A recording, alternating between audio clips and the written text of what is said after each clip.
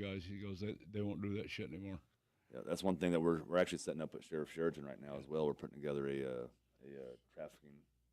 All righty, hey, welcome to the program today. We have got a house full of great people today, special guests. I'm going to go around the block here, and then we'll tell you what we're going to do to Chase Thompson is here from Apex. We're going to do something to him. I'm not sure what, but I got some help today. So he's brought Trey back in from Countryside Armor, a.k.a. CS Armor. I like it. Thank you. Did he pick you up hitchhiking again? Yes, sir. Okay, good. You got to watch Walmart. Well, Don, he lifted that pant leg up and stuck that thumb out, so I couldn't turn him down. Oh, we're going down that road today? Starting We early. brought the boat carrier this time. Booty cutter's my butt. Okay, yeah. Okay, and then we have the gentleman from Ballistic Engineering Triggers. Matt takes care of the sales. He brought the owner down here. Now, is Jules just here to keep an eye on you? Sometimes. Sometimes. make sure that I give all the correct information. I want to be perfectly clear. Everyone in here, with the exception of Kimberly, needs to have 24-hour adult supervision. Yep, agreed. Agreed. Yes, sir. Chase might need 25-hour a day adult supervision. But, Oh, absolutely. yeah. Yeah, I just don't want to be the guy to have to put him up at night, So get in the closet. Okay. All right, we got a lot of stuff to talk about. We're going to be missing Captain Chaos himself. He's airborne. And I want to make a clarification that he does not drive a Learjet. He got pretty upset I said that. And, it's an airplane. It's got wings on it. And, so what? Lear, Gulf, what? Anyway, he drives a Gulfstream. And hopefully today he's going to have, a clear dashboard. The last couple of weeks he's been having Christmas tree lights issues on the Gulfstream. So they've been working on it. So it's a good deal. Then we'll talk to Sheriff Wynn. He takes care of the pickle jar up there at the M406 Rifle Company, Huey. We may have Chris Rich or we may not. He's up in on the Verde north of Horseshoe fly fishing. Radio contact is or telephone contact sketchy up there. But then we're going to talk to James Guggenauer, time certain 8:30. We've got several issues. We've got the Center for Biological Diversity petition to ban hunting with hounds. We don't want to see that. We're going to fight against it. And we'll have something to say about CBD and their behavior to begin with. And then another hot topic right now hitting the fishing industry. We have a major golden alga blow up on Apache Canyon and now into Saguaro Lake. That's not a good thing. It's an indiscriminate fish kill, so we'll see how bad it is. Other than that, the commission meeting is April 11th. If you could please get there at 6:45, wear your cowboy boots and your cowboy hats if you're a rancher. If not, your hunting garb, camouflage is good. I understand. I mean, this is like going back to the 60s. Yeah. Center for Biological Diversity and their protesters are going to be dressed in red T-shirts. I mean, this is like we're going to carry signs and sing songs and, smoke a bong and, everybody get along. No, we're not getting along. So. We just had a meeting with the Arizona cattle growers, and the cattle growers are pretty upset with CBD to begin with their behavior. We're trying to find out how many federal taxpayer dollars have been paid to Center for Biological Diversity, their agents, their attorney fees, or anybody associated with them, because they've got a pretty good scheme going on, but we're throwing some monkey wrenches in there with Mr. Mosk and putting a stop to sue and settle. So that's the way they propagate themselves and take it out on the rest of us. We pay for play. They don't do anything except collect tax dollars. So anyway, let's start with you. What's up with Apex? Oh, all the good things. So still doing the training, still doing the CCW classes every Wednesday night from 6 p.m. to 9 p.m. You can check us out, patriotsoutdoorclub.com.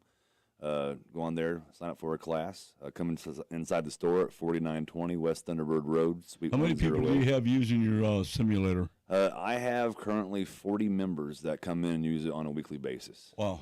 So yeah, I'm gonna have to get another simulator range thrown in there to make up for all the. I got pretty upset with him, Trey. I went in there and pulled out my 45. He says, "What are you doing?" I said, "I'm going to shoot that target right there." He goes, I said, no, you're not. Just practicing. you're gonna, put that away. He's the reason I have the sign on the door now, going into the sim range that say no live firearms. That makes sense. So he's gonna mess the Sure girls the at neighbors Cricket Wireless appreciate up. that as well. Yeah, the girls at Cricket Wireless next door are happy with me.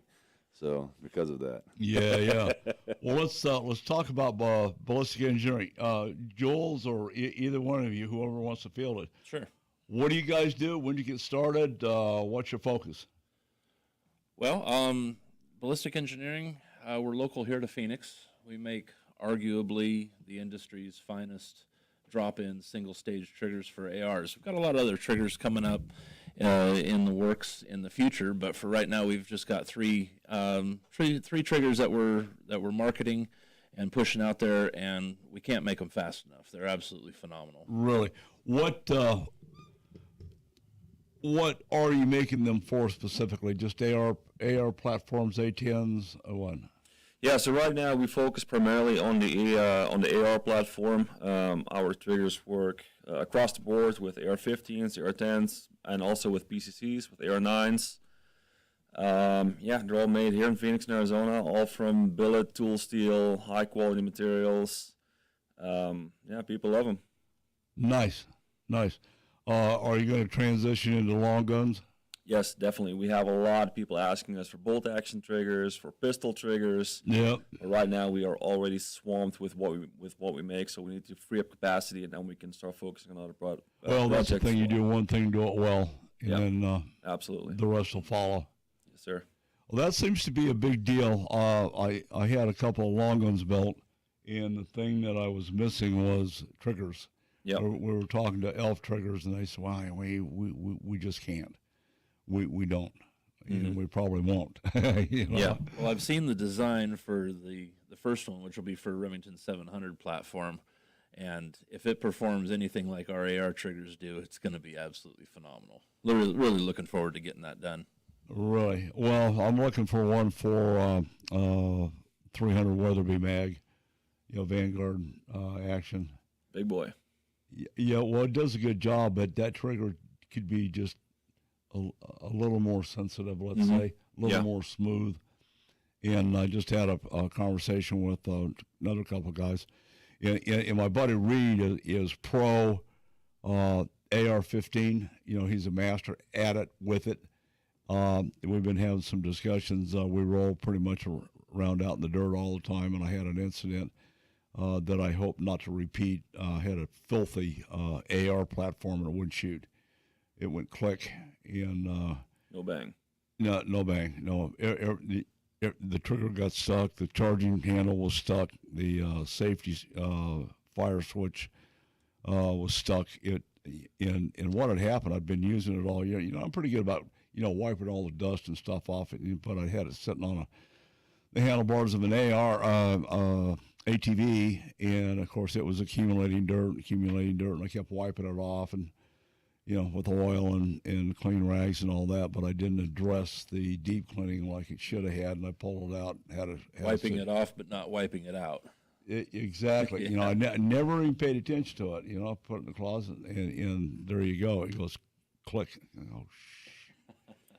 Well, Don, I'm going to tell you right now. I ran into these guys at the gun show in Glendale a couple months ago, and that is what made me decide to bring them in here today, because I am actually going to be doing a fire sale at the store. All the triggers I currently have there, I'm doing a 50% off sale just to get them off the shelf, so I can bring Ballistic Engineer triggers into my store.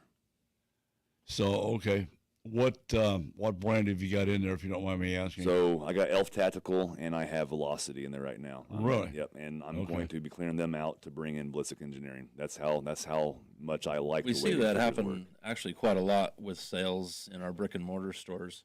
Is once our triggers go in and people are able to actually see them, feel them, touch them, work them, all the other trigger sales just absolutely disappear. These things are pretty amazing. There's some really cool engineering and some geometry and a little bit of voodoo magic that goes on. But once you feel one, you never forget it. And if you know anything about them, and if you've owned them, and if you've used them, and shot ARs for any amount of time, Yeah. you understand kind of the different degrees of quality in trigger, and quality in trigger can change the absolute everything about the way that the gun shoots. Well, it changes the entire dynamics. Yeah, if you've got a great gun but a junk trigger, well, Yeah. you've got a junk gun. If you've got a junk gun with a good trigger, well, you got a pretty good gun. Well, and then there's a situation, not to get into battle situations, but I'm carrying the AR, I mean the AK, and it's just junk to begin with, but it's dependable junk. I love it. And when it comes out and it's time to pull the trigger, there's so much adrenaline going, you yank the trigger. Well, there's a difference, yeah, especially in an instance like that or a situation like that where it's fight or flight. Yeah. But when you're using them for competition, when you're using them for Absolutely. training, when you're using them for sporting purposes and things like that, it's really nice to have a good trigger. It just makes the whole platform Yeah, work better. we don't normally engage in finesse shooting, except at the rifle range. All right, we're going to flip into a hard break here at Fox Sports 910. I'm Don McDowell with... Matt Ruchon. Jules, Blisk Engineering. Chase with Apex. And Trey with CS Armor. Yeah, Countryside. Sounds like bacon, doesn't it? We'll be Smells right good, back. doesn't it?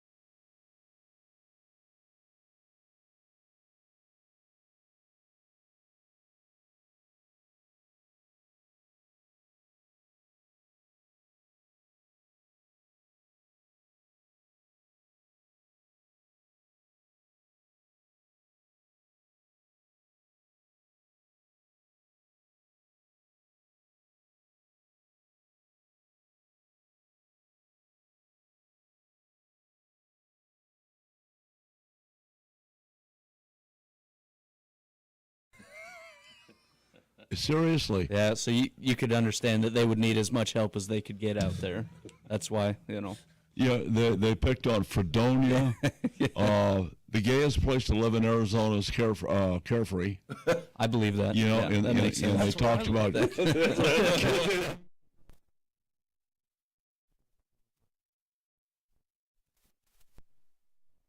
I kept waiting for them to say Tempe. They never said Tempe, but Sierra Vista about wrecked the truck. Like, come on, man. Yeah, and the other big one, you'll love this, Holbrook. Holbrook. Really? They have 9 households of gays in Holbrook. 9? All 9? 9. Yeah, they're All, going. all 9 of that. Out of 10 houses. How many people live there? And then they reverse Per engineer. capita. Yeah. Well. Anyway, moving along. Sorry, I just, wow, Important topic. Yeah. Yeah, the stuff I remember is just insane. But go ahead. Yeah, so we've been staying busy. We're usually at a show every weekend, or if not, a few shows. Things have been going good. I mean, we've been staying busy with online sales and stuff like that. If anybody's curious, you can check us out at countrysidearmor.com. See tons of options, different vests, different style plates and stuff like that you can purchase. Again, we usually recommend you come to a show, try stuff on, see what fits, because body armor is one of those things that you need to feel comfortable in it to be able to. Oh, absolutely. Yeah, you Yeah. have to be able to move around. Reed and I are having discussions about that for sure. Yep. Yeah, it's one of the most important things. Other than that, I mean, we've just been staying busy. Chase is getting us into trouble. We're trying to get out of it. So, Yeah. Well, speaking of getting into things, and after last month's conversation, did you guys end up getting those pink plate carriers? I just didn't think Chase would actually wear it, so I didn't want to You know, spend too much time. So pink is actually a comforting color, right? That's the reason why Sheriff Joe had the inmates wearing it back in the day. So I think I might actually wear one and then just go spend some time in Sierra Vista and Holbrook.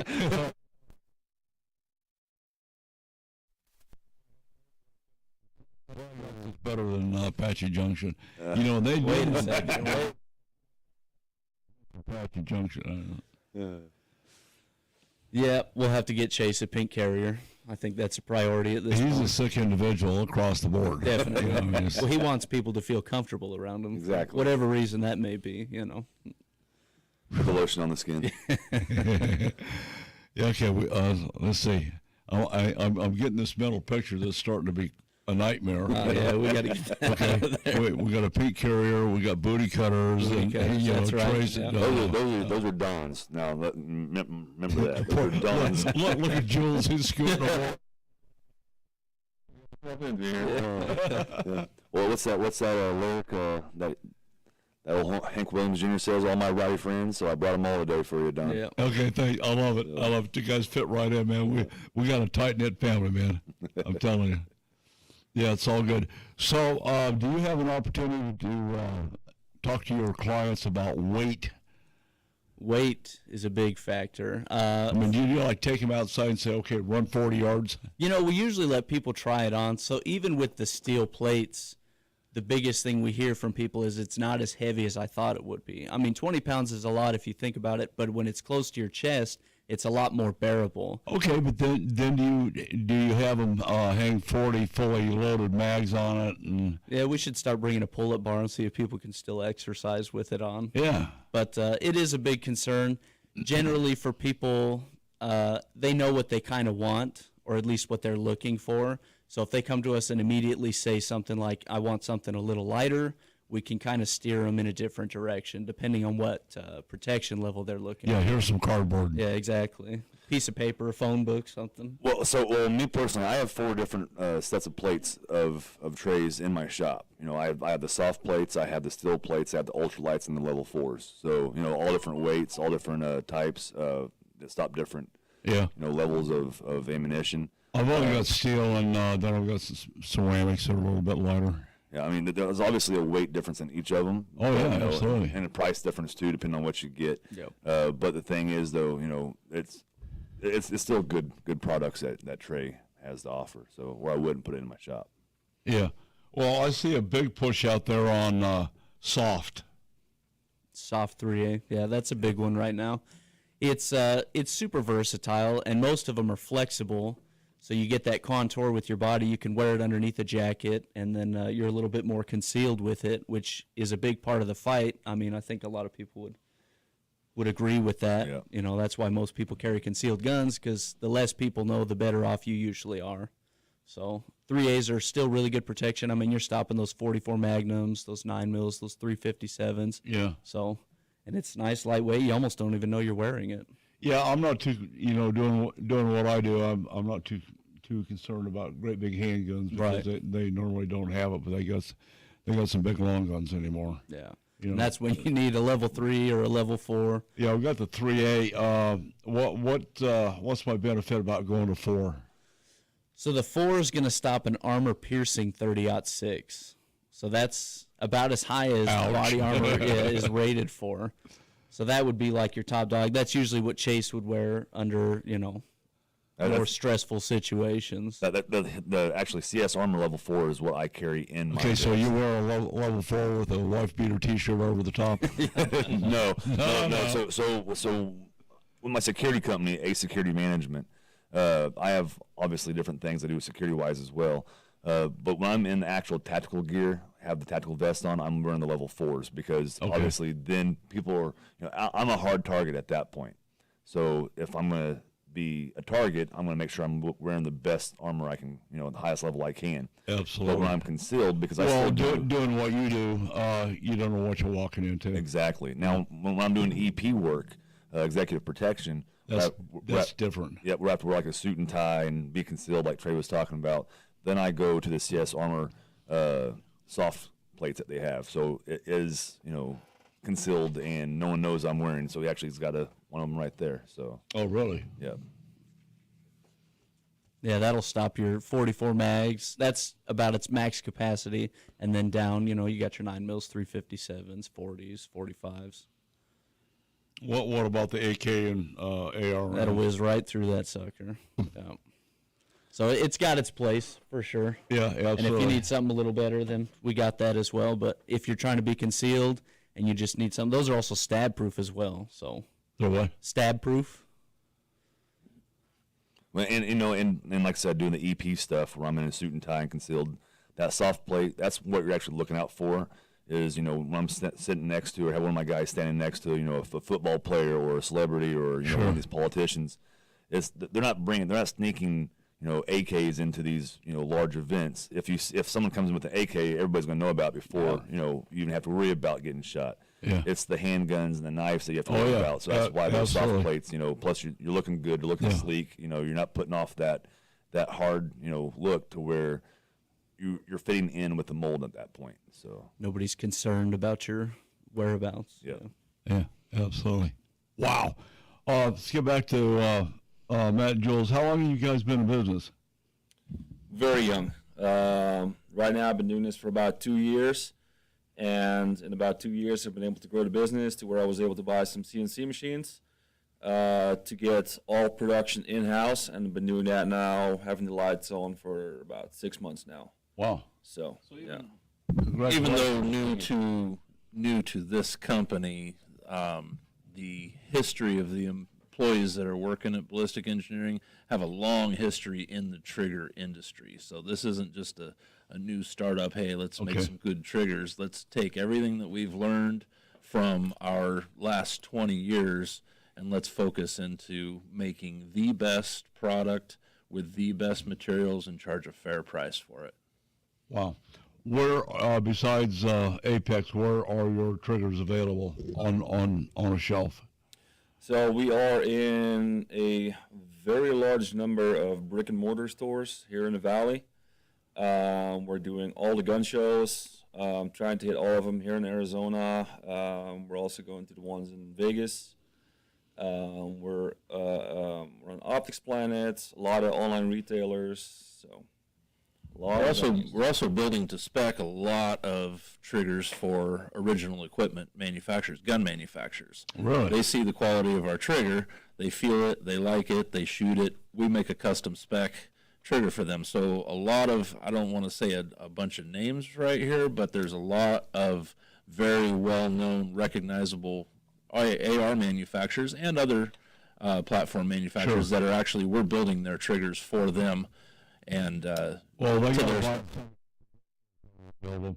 right. So we're actually working with a company right now that has a phenomenal firearm, but they've notoriously been known for having absolute garbage triggers. So we've got with them here in the past couple months, and we're actually reworking one of their triggers in one of their brand new platforms to match the quality of the overall rifle and give the consumer a better experience. Okay, we've got to flip into a break, but before we leave, let me give you the owner's name of the M406 rifle company, Huey up in Montana. Whereabouts in Montana? Yeah, we'll talk about this offline. I don't want to put it out there in the marketplace yet, but anyway, there's a lot of stuff going on, a lot of triggers potentially for you guys. Awesome. Yeah, outstanding. All right, we're going to flip into a hard break here. When we come back, we'll talk more with Chase and his booty cutters. I mean, this visual.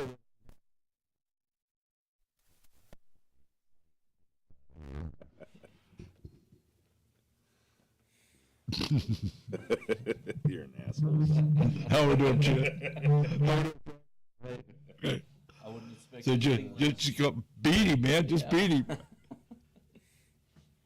Careful, he might actually show up here in booty cutters one of these weekends. Well, so how this all started, and Ken can vouch for this. He was talking about high waters one day, like Right. high waters. I said, well, why? Because going fishing and stuff. It's like, well, why stop there? Just These go ones, ahead- those go ahead Don and cars? Get the Yeah. booty cutters taken care of. Yeah, he's got one. It's not camo or it's not tan like that. Oh, yeah? It's black Yeah, and red. and then It's it just really picked inverted. on and They're kept actually going, pretty kept popular, going. and I've always wondered if And they're, then they're only Hughes two-wheel Taylor drive. right next door to my shop. He They goes made in there. them I'm like, oh, I four-wheel see you coming in drive. to get your booty cutters done up today. I think I've seen a few of these for sale online, but they're hard to come by now. Yeah, I was actually going to sell mine. I had it up listed for sale for a while, and then people I had a lot of attention. I had like 80 different people trying to buy it from me off Facebook Marketplace, and I was like, I don't know. Decided I was going to keep it instead. So I was only going to sell it to help pay for the divorce. But Matt, Yes. there's Chemo's phone number. I think I saw one on like a government auction site, 406 right. but they were asking like $40,000 or $50,000 for that. Those thing. one. yeah. It was. Well, I There- think that's why I had 80 people. there's sign a up for it lot because to I this. put mine on the marketplace His name for is $4 Chemo? grand. Yeah. Oh, wow. Chemo Kalawala. 4,000, and then everybody's like, "Oh, I want to buy it." Kalawala. I'll come up from He- wherever. he's a whole Yeah. lot. Just call him I'll come Chemo. from Las Yeah. Vegas to get Colonel it. Chemo. Yeah. Okay, so I took it off I'll do marketplace. that. Like, well, I can do it. Yeah, he just. What's that? Were you? We'll talk afterwards. Sure. Yeah. You got a pen I can steal from you real quick? Yeah. Oh shit. Yeah.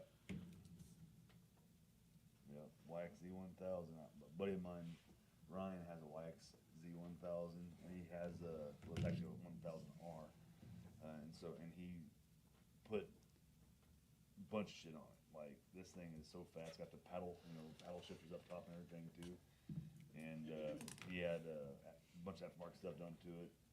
He put another 20 grand into it on top of what he bought it for, and then he put a nitrous bottle. I'm like, that's stupid. That is insane. It's a good way to blow it up. Yeah. So well, he overbuilt the engine on it, and I drove it, and I was doing 90 down what is it, the road that comes between Strawberry and Lake Mary Turnoff. But yeah, anyways. Somewhere over there. Yeah, so I made it from Potato Lake to Happy Jack Campground in literally like 7 minutes. Yeah. Jeez. Because he knows I used to race dirt track. He's like, well, you see how Back to Don McDowell Outdoors on Fox Sports 910 and always on our free iHeartRadio app. Here's the Bass Daddy and Tournament Pro, Don McDowell. Okay, back to.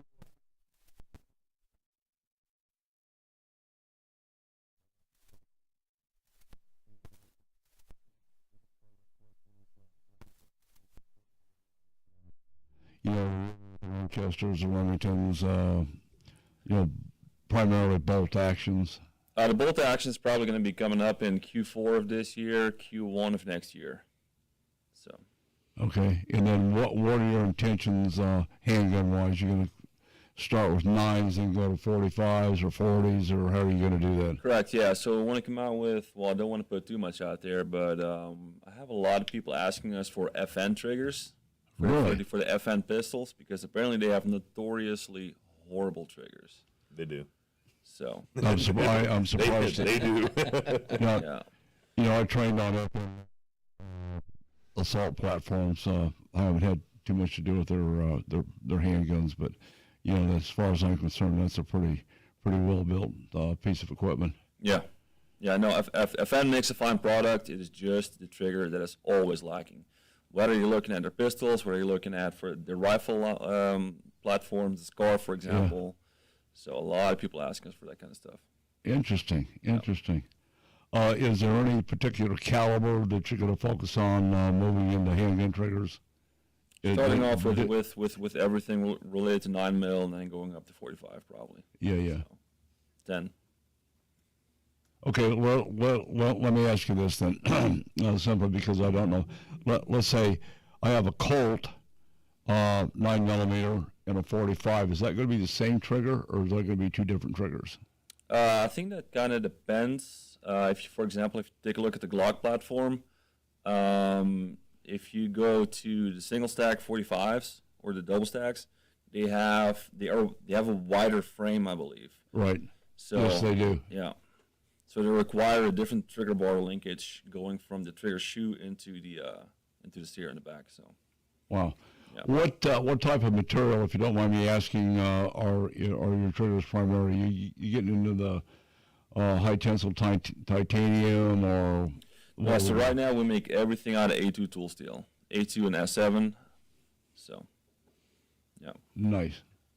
All hardened, Rockwell hardened to somewhere in the mid 50s, I suppose. Yeah. High 50s, low 60s. Okay, So- so yeah, so it's that- all our housings are all CNC machined. We make everything in house. The only thing we outsource right now at this point is the coating. So your black nitride and your nickel boron, but everything else is made right there in house. Yeah, you don't need to do that in house. Yeah, it's all cut in-house, it's all assembled in house. It's tuned and shipped all in house here in Phoenix.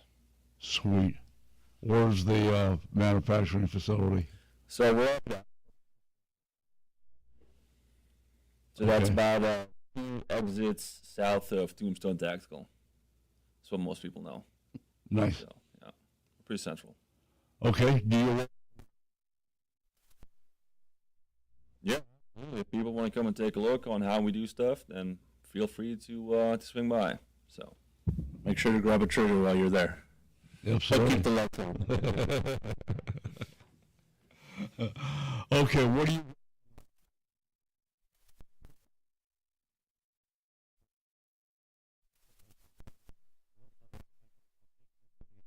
Probably will end up being there. We got the gun show coming up. I think, what is it? The 20. Phoenix. The Crossroads of the West gun show here in Phoenix at the fairgrounds. That's going to be on. That's the, always a fun one. Yep, 26th and 27th of this month. Yeah. That's one coming up. Then I am doing security. My company Ace. We have the outdoor. The Electrify Expo coming up this coming weekend out at State Farm Stadium.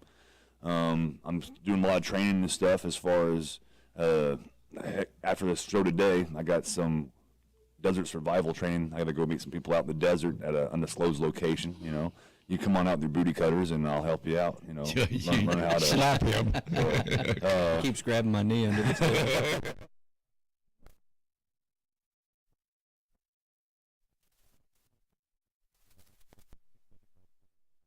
I'm keeping busy with that. I'm actually starting to fill up, which is actually kind of weird for this time of year. Usually, the training starts to level off and go down because of the heat, but it seems now more and more people want to get that firearms training. So right now, I'm really having a pickup. Well, on that what sociological changes have you seen that's driving this? What's driving these guys? So with the current political climate, that's what I'm going to put it out to. You know me, I'm not a political person, but Oh, yeah. when I'm paying attention to. You say that, but on the other hand, I try not to be. You know, I know. I got to be on even sided on both sides on however I do my. that'd be my camo work, pink. but- Right. Yeah, exactly. Camo pink, that's what we call it. But I think with the current administration is good for guns and ammo, but it's bringing a fear to certain people, and that fear to certain people that don't like the current administration is bringing up a fear against those people by people of the same sect per se. So, and, you know, it's same thing we had back in 2016, 2020. We had that division, you know, between the political realms of things, and it's kind of bringing that up. That's the main thing. That also with stuff going on in Palestine and Israel and stuff like that. I actually have a lot of the Jewish community come to me for firearms training because of anti-Semitism. Absolutely. So the Jewish community is really reaching out for firearms training due to anti-Semitism. It's just the world in general. It's chaos. You know, people are losing their damn minds. Yeah. So Absolutely. Well, it's getting better, but you know, with the stuff that's going on, you know, the pro-Hamas stuff is still out there. Mm-hmm. It's not being publicized as much because the left drive-by media has been getting kicked in the nuts for their coverage. yeah, Pretty much in you know, the Trump administration, especially with Pam Bondi. I mean, she's not playing games with these guys. You know, they snatch them up and off they go, which is pretty good. So, you know, I'm seeing a lot of stuff. I was out at Ben Avery not too long ago, and I don't mean to be critical, but there were some people out there that you look at them and go, "Oh my God, he's got a gun." Why? I face that fear every day, honestly, because I get some strange characters come in for some firearms training, and there's a few times I've reached out to my partner and said, "Hey brother, I'm heading out to live fire range. If you don't hear from me at this time, come looking." And he would, Exactly. just because I do run across that, and I don't want him to get Chris Kyled per se. I was just just going to say that. That came to my mind. Yeah. So I mean, that's always in the back of my mind. It's just, but that's just part of the job. That's a risk you got to take for something Well, you have it's to do. part of the society that we live in. You guys are sensitive to situational awareness. I am as well. In some of the places we walk into, I may not have one in my pocket, but I'll get halfway there and I turn around and go, wait a minute, let's go back and let's put the 45 in my back pocket like I normally do. So that's my concealed carry. I just stick it in my back pocket. I just leave it go. If somebody objects to it, they can go stand on the freeway. I could care less. Well, I find myself in certain locations. I won't go. I won't patron their establishment if they don't allow me to have it in. Because absolutely. my safety and the safety of my family and my friends is more important than me giving you money. I don't care, what it is. Yeah. If you come to my store, there's actually a sign on my window with a gun on it that has a green circle around it that says the legal carry of firearms is appreciated. Absolutely. So I won't go to a place that has a red circle on mine through the gun. Yeah, and one of the things that I do is because of the radio show on Sunday, a lot of things in my life are not normal. Church is one of them. I'm a church goer, and we go had to petition the church years ago to do something Saturday night or late Sunday, so we could there's a lot of people that have a similar situation. You can't go to church on Sunday because of this, that, and the other thing. So I go on Saturday night, and back when ISIS was lopping off heads, we had a situation at church, and we got in a big brouhaha with one of the pastors and guns and stuff like that.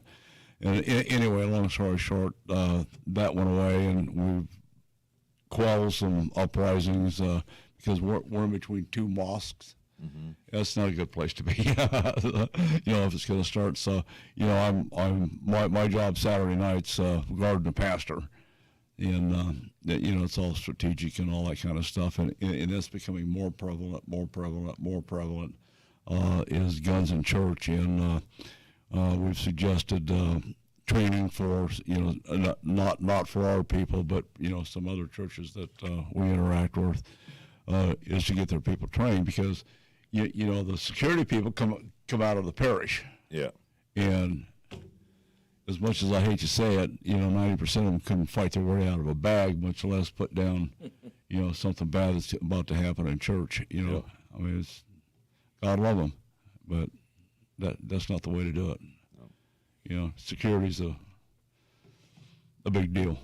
So, anyway, that said, we need to flip into a break. When we come back, we'll get this first hour wrapped up and talk more about triggers, where to get them, why to get them, and talk more about the soft body armor. I got to do something with the weight. Reed says, "Aren't you going to run?" I go, "Nope. I'm going to stand right."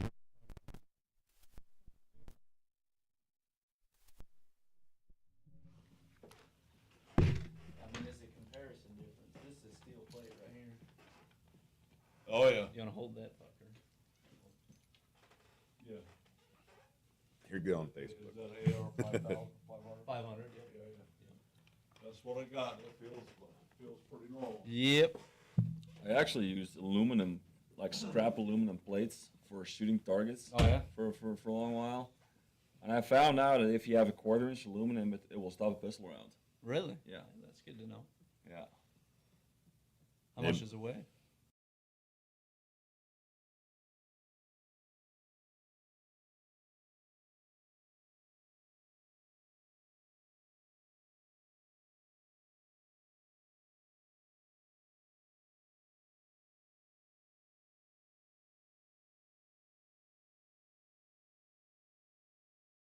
You know. You can always make it better, but is it going to be cost effective? Exactly. Yeah. So then it's This is like, Kevlar. so that's polyethylene. Oh, it's polyethylene. Yeah, so it's basically plastic. They stretch out super fine, so when it takes an impact, it can only contract. It doesn't physically stretch any more than it is. EE. So it's already stretched to its max. Pretty much, yeah. Huh. So it stiffens up when you shoot it. Kevlar, it has a tendency to stretch. That's usually how it loses velocity from a round. Yeah. That's why people get those big bruises Mhm. after they, you know, take It's it out like or the whatever. big bulge in the back. That stuff, my friend was, maybe I shouldn't say this. Somebody was took an impact with a 9mm with that plate, and no bruising or anything afterwards. Oh, wow. So, yeah. Nice, lightweight. It does its job. What do you run, like ceramic plates for your big stuff? For like Level level four? 4s and stuff, yeah. So it's a polyethylene backer, but that polyethylene is actually heat press layers together, so it's like a hard board, Okay. and then you face it with ceramic, How much- either alumina or So silicone. they're ceramic plated, basically? Essentially, yeah. Okay. Yeah. Is the ceramic good for multiple hits, or is that kind Yep. of its? Yeah, so as long as they're spaced out far enough, you know, because Yeah. to What some about extent, what about droppage? Will they break? most of them that we do, they have a foam casing around it, so Oh. they generally do okay. Okay. And then they're also individual tiles of ceramic, which is how most people do it nowadays. So it's a bunch of squares or octagons. Right. That way, when it gets hit, even if you drop it on a corner, It can. it's just it that contains corner that's contains messed the up. damage. Exactly. What do you get? If you love the outdoors, make sure you sign up for the weekly hunting fishing newsletter to stay up to date with the latest outdoorsman news across the nation. Sign up today at huntingfishing.com. Now back to Don McDowell Outdoors on Fox Sports 910. You know, it really just comes down to how much somebody uses it. If somebody used it every Yeah, we day, got a over time splitter. it would I'll buy you one. deteriorate because plastic deteriorates. You know, what for I head mean? weight, So you the know, more it's exposed to heat now, or but, sweat, you know, other stuff we like have that that, splitter for running the less- headphones. the less time it has that'll be effective. It's really just a safety measure to make sure that you're always up to date. All right.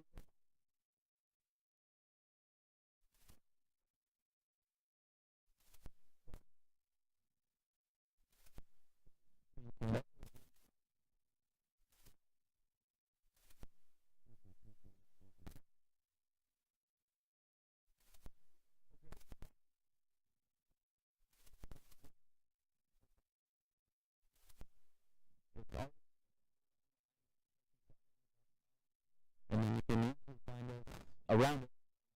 We got an Arizona show once a weekend, so you can find us pretty much anywhere. You go to the website and see where we're at. It'll be listed on there. But yeah, I mean, you're always welcome to shoot me a text or, give me a call. We'll meet you up somewhere if you're local. No, well, don't say that. Say send me a text. Send me a text. Yeah, don't shoot. Don't anything shoot to me. Okay, so do you have? And then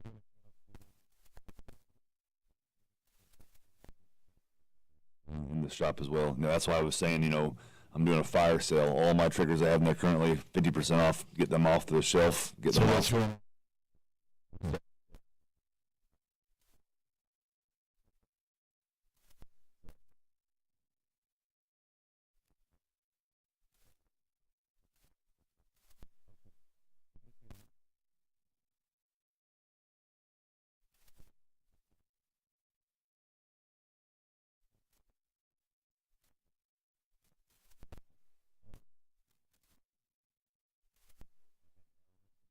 Tapped on my hat for me. So Right.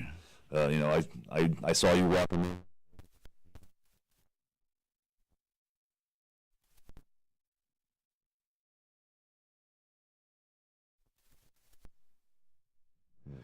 Yeah. She was.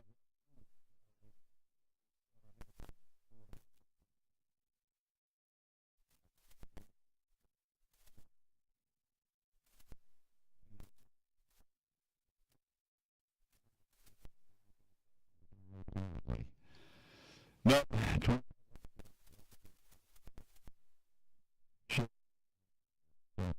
Yeah.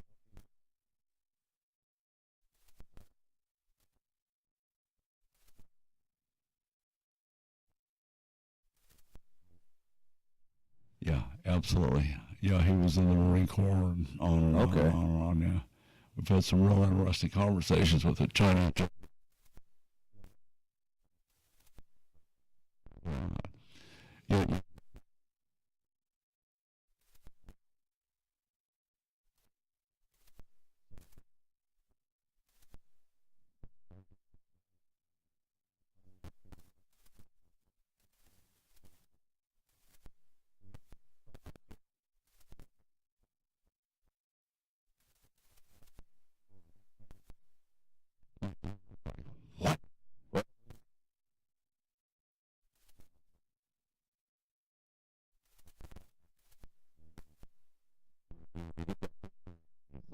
Yeah, Yep. The cultural simulation there. So, yeah. so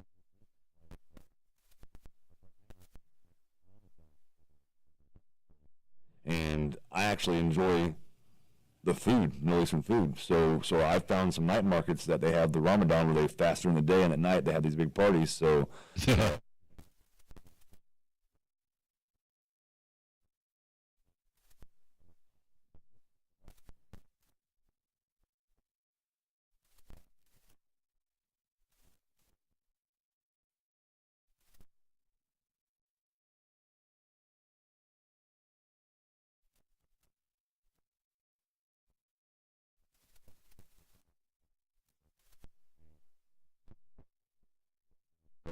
cultural, reading areas that you end up falling in love with. Yeah.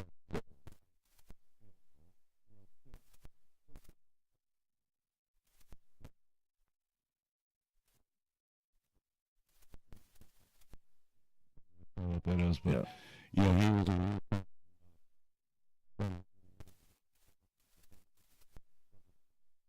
and he's not the same guy. No. Yeah, so anyway, yeah, I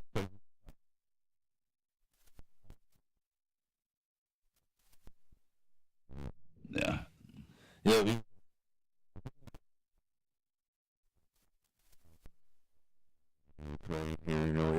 once you taste that, it's a taste. It's kind of like you talk about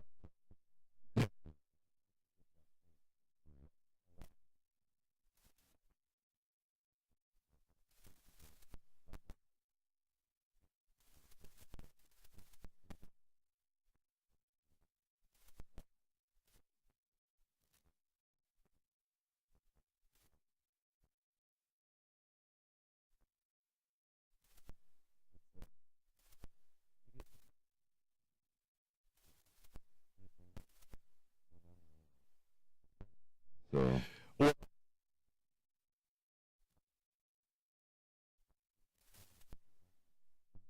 Plus 26, 27, 28 years in trying to reassemble.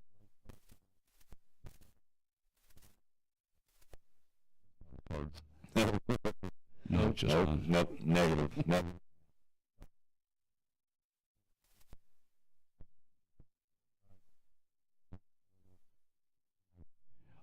In chatting with him before I left, he's not sure what it is either. You know, whatever it is going to be pretty spicy. So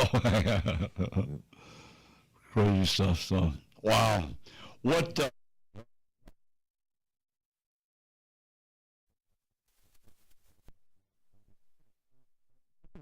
Trigger. It's called the Core trigger.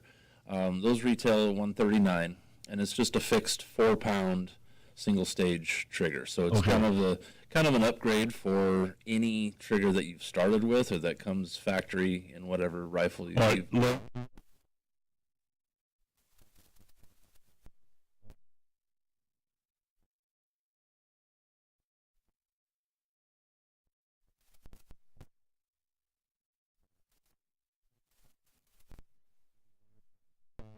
Pounds, and I've seen them all the way up to 8-9 pounds. I good mean, Lord. and the creep that they have in them, because they're basically functional is really all they are. Yeah. There's nothing precision, there's nothing accurate about a mil spec trigger. Now you do get good ones every once in a while that feel pretty good, but for the most part they're just a switch, you know, they're just they're just there to work. How much?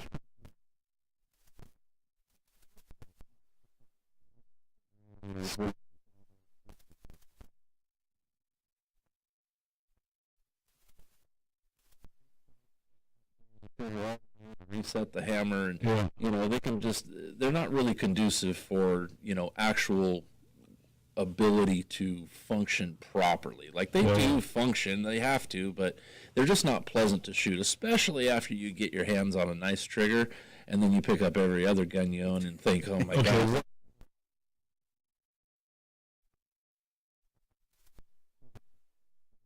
39 on those. Our next level up is our Accurized AR trigger, and that's an adjustable from 2 to 5 pounds trigger pull. So based on your abilities, your circumstances, your preferences, they all come with either a straight trigger shoe or a curve. No price difference. That's also a personal preference thing, but you have the ability to adjust that pull weight for whatever you're using that or whatever you want. You know, whatever you're using it for. Like I run that trigger in my competition guns, and I've got it set down at the 2 pounds. I like a really nice, crisp, but not too light. So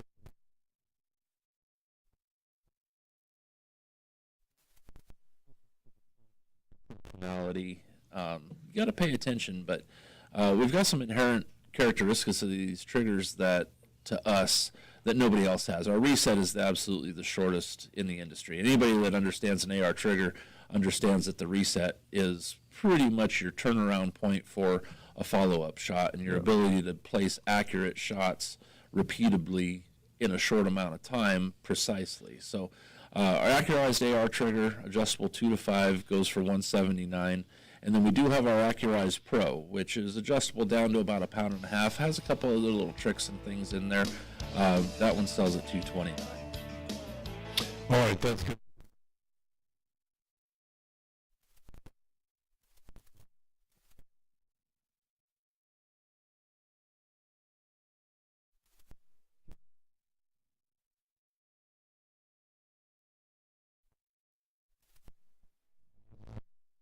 When I hear about mil-spec, everybody's mil-spec. Anytime someone, oh, what's mil-spec? I just laugh. Like, yeah, do you understand that mil-spec is it goes to the lowest bidder? That's how military works.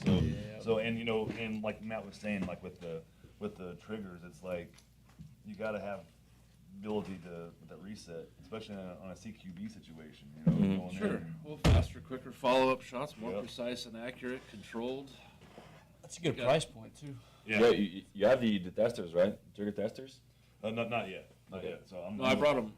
I only brought them by Yeah. for you to feel. We Yeah. haven't Need to we haven't go. loaded them up yet. He's got to move some of those Yeah. Altman And I need to swing by your shop because I actually need to get my CCW. Yeah. So. Yeah, I've been saying that for a year now. Every Wednesday night, you said, right? Yeah. Every Wednesday night. Yeah. Now, also,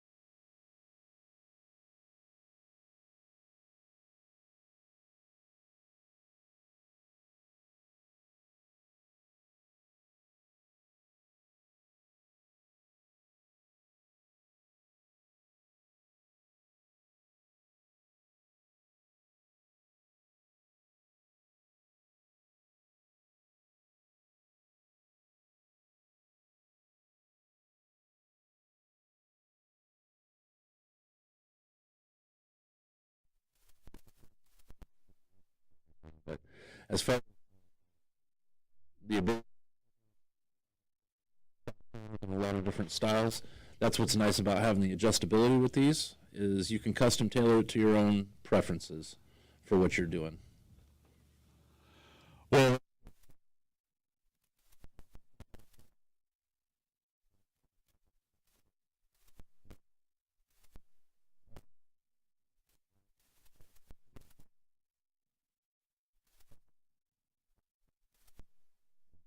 for what I do, but again, And that all comes down to personal preference and it does.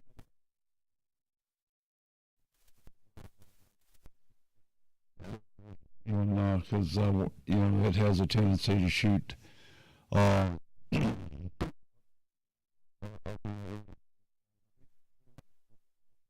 a great gun. No, it's not. No. It's it'll reach out.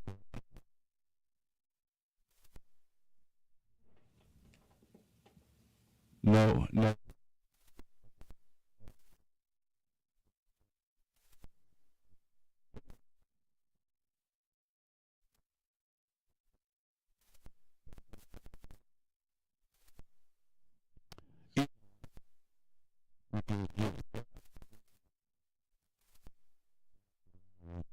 And I can't tell from the picture what weapon he was shooting. When you, Yeah, that's beautiful. that's got to be a 2,000-pound animal. Looks like a stick he was using here. Oh, that's just a, Yeah, that,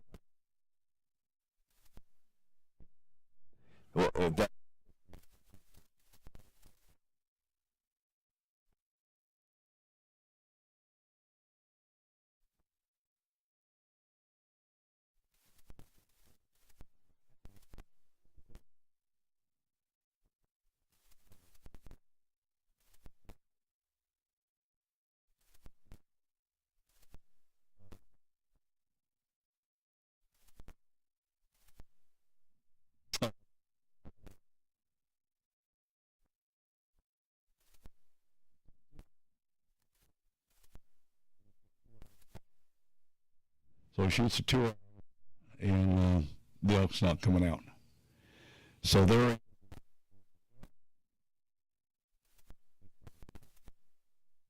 so.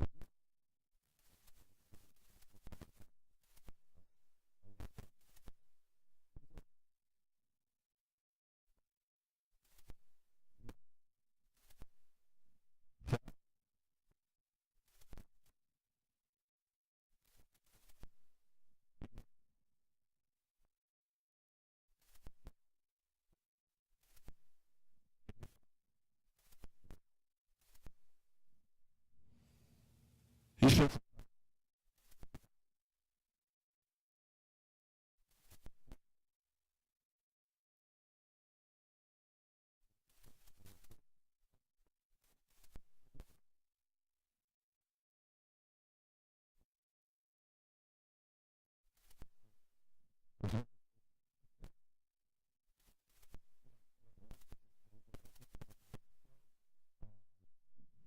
down there harvesting whitetails.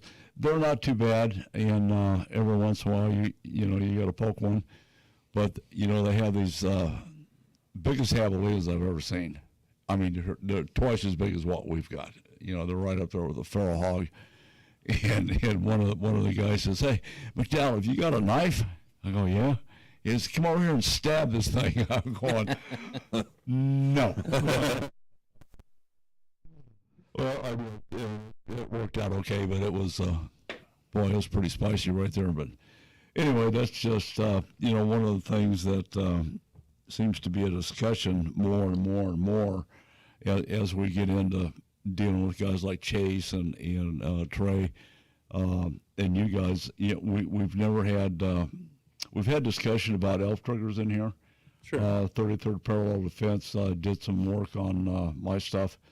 And we just couldn't upgrade the trigger system because it wasn't available. Right. And we didn't look outside ELF because it wasn't a big deal. They got it working where it was suitable. So We'll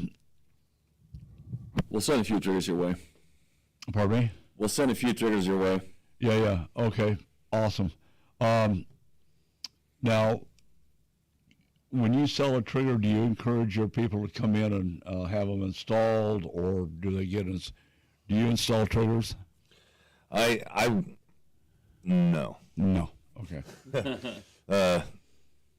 I can, but I don't have like the certain licensing and certifications No. to do any. So no. No. That's Okay.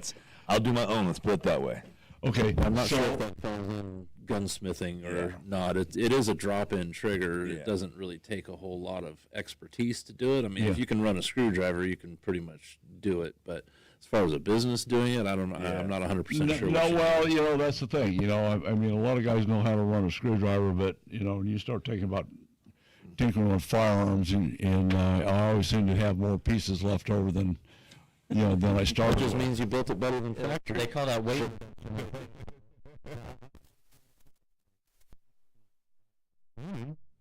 And if you purchase a trigger and need your firearm cleaned at the same time, it might end up having it inside of it. Let's put it that way. Who knew? Yeah, exactly. Who knew? So, but yeah, no. After a couple YouTube tutorials on how to use a screwdriver the right way. YouTube University. It's good for lots of things. Yeah. Well, that's pretty interesting. I wish you guys the best, and we'll get you hooked up with the 406 Rifle Company, because Thank you. We I really appreciate see that. a marriage there that Yeah, and we can absolutely add value to their business as well. No problem. Well, let's do this. In April, which it is right now, the latter part of April, we're going to have Metrolite in here, and they're doing the optics for the Israeli Defense Force folks Oh, yeah. over there whacking Hamas, and they're doing a good job. Is that a proper term, whack? Yeah. Okay. Whack, thwack. Whack, you whack, know. whack. Okay.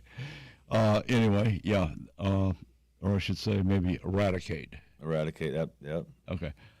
And then we've got Vector Optics coming in from northern Utah. I think I know the general will be here, Captain Chaos, and Wynn most likely will be in studio as well. So it's just going to be a round table of all things that go bump in the night. The Well, platforms. if we've got a spot, we're happy to take part in that. We'll just make a spot. I don't know how we're can going to do it. accommodate. We're going to have to take turns and that kind of thing. But I think you guys are certainly a big catalyst of a firearm. Well, we appreciate that.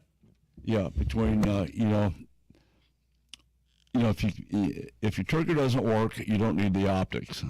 So you can It's have. one of those things. Also, like you say, the different steps of modifications. Even before I was selling triggers, I've been a gun guy for pretty much since I was walking. But one of the best first things that you can do, if you pick up an AR platform, or really if you pick up anything, especially the AR platform, if you pick one of those up off the shelf or you putting one together, the best first upgrade you can do is put a good trigger in it. The rest of the gun will just shoot better by having a good trigger. Before you do a barrel, before you do optics, before you do all the furniture, before you do all the fancy colored stuff, put a good trigger in it that you're going to use throughout that rifle's life. And it just makes everything else that you do, it's the foundation for all of the additions that you do on top of it. If you care at all about reliability, repeatability, accuracy, precision, putting a good trigger in it is definitely your first option. Yeah. And that's what we kind of pride ourselves on. We've got a phenomenal trigger, and everybody that picks up our trigger and plays with it, they're immediately speechless. They just it takes a minute to compute at how well this trigger actually functions. What do you have for AK-47? Anything? Nothing yet, but we have something in our back pocket. So Okay. yeah. Because my AK, it's got probably 3/8 of an inch of creep on it.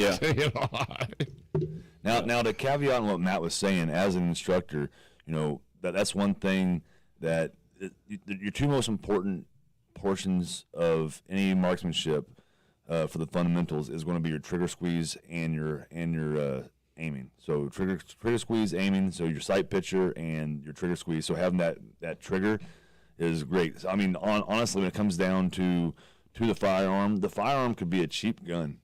You put a good trigger and a good and a good optic on it. Yep. Right there is 60% of the You battle. absolutely need to know when it's going to go boom. Yeah, the other 40% is going to be shooter. Okay. All right, we're going to flip into a break. We're going to attempt to get Chris Rich. I don't know if he's in radio range or phone range, but we'll give it a try. I'm Don McDowell. This is Fox Sports 910. We'll be right back. That's some pretty thick glass you got there, huh? What's that? That's some pretty thick glass you got there, huh? Yeah. See these guys. Oh, that is sick. That and boy, these handgun triggers leave much to be desired. Yeah. You know, off the shelf at least. Mm-hmm. And, oh my goodness.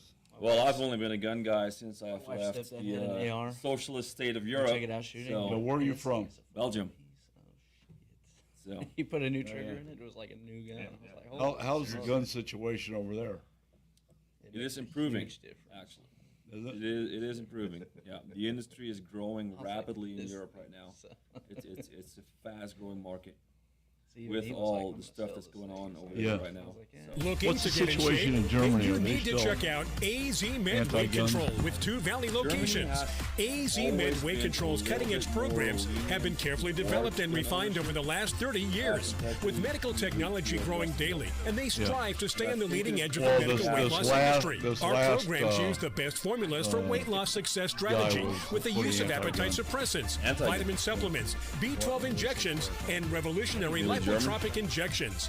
AZ Med Weight Control systems help you gain control of your weight was it- loss what battles was his by background? giving you the extra willpower by boosting your energy to get the most We- out of we your interact busy with a lot of lifestyle. people in And Europe. guys, they are the leader in testosterone therapy. yeah. Incredible Asking you results to explain. in Phoenix at 1241 East Northern Avenue and in Avondale, 2935 North Dysart Road. If you're looking to become a happier, healthier you, then start today Okay. by going to azmedweightcontrol.com. Again, that's azmedweightcontrol.com. I know Al pretty well, and now Russ and April. Yep, that's been my home shop for a long time. Yeah, they were on the show, I don't know, 4 months ago. Okay, good for them. Yeah, they sell our triggers, and they also are in charge of selling my gun lube. Who's that? American Guns and Ammo. Oh yeah, I don't know why we didn't. Oh yeah. that. So he has a gun lube that he You're welcome. makes too. I forgot I had it. In my It's phone. the best stuff in the world. Now, I'm actually using it for my knife sharpening now too. Yeah. Yeah, because like I put It's like my on my black stone. rendition. I'll put on my stone, and it actually like helps with the slide, with the glide of the knife on the stone. All right, we got to fill 15 minutes. Who wants to take it? What do you guys? I think Chase is Tractor trying Supply to- knows that a winning season You, takes practice. you got more you can talk about? Oh, always. Yeah. We'll make it happen. It's easy. We got plenty. With Yeah. your caring Yeah. for pets, And we actually chickens, talk about his or oil acres, he our sells, team too. members Yeah. will So help Matt you has an oil. succeed. And this guy's Season like, after season. you know, Tractor Supply. telegraph, for life. telephone, or tell Chase. You know? You just ask me a question. We go down to Waffle House. You know? It's all good. How'd you get into Show us your rack. How You big know, is that honestly, elk, I'm not too- whitetail, moose, or mule It deer? fell into In place. the world felt of like the big right game fit. hunting, there's Yeah. nothing better than I having jumped your into it. I rack actually on the started wall with the steel and shown plates. around the outdoor world. Barreled and Head to everything. huntingfishing.com and show us your rack. on a few different Now police back to Don contracts right McDowell now. Outdoors on Fox Sports This will be fun. 910. All right, we're missing Chris.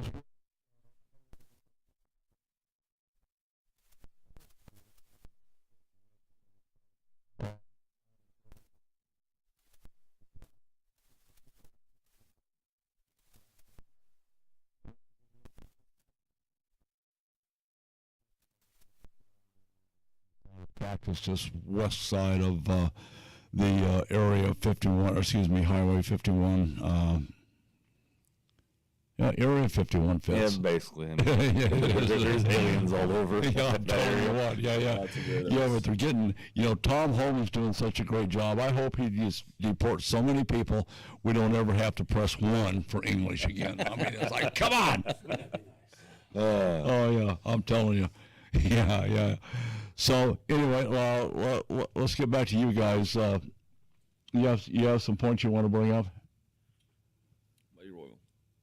Oh, well, Well, what were you saying, Chase? So Matt, I've known Matt for quite a few years now, right? I'm sorry about that, Ben. And Matt's been a friend of mine. More sorry, you or me. Matt's been a friend of mine for quite a while. Oh, and did you guys serve together? No, we didn't serve together. Okay. But so he was actually one of the founding fathers of Apex. Him, myself, and our friend Dave, when we were just a veteran outreach, club that we went out to take these vets on hunts free of charge, right? Sure. And then, we tried making the 501 and Blasey and, red tape. So Matt and I, we've been friends for a while. And, I'm like I said, I didn't meet him at the gun show. I met his new company that he's doing the triggers for while he was there at the gun show. That's how I know I can trust the product as well. Because if Matt's, doing it, then I know I can trust it. Yeah. And meeting Jules and stuff, really helps out. And I know they got a great product. But before I found out about the triggers, Matt has an oil. So, and he didn't have this on the market at the time when he made this oil, but he let us all the guys, use it. And this oil is like honey that like sits inside the metal and just keeps your gun like moving and lubricated actively. So I want him to talk about that as well. Yeah, that's RC's big deal. He said you need to put more oil.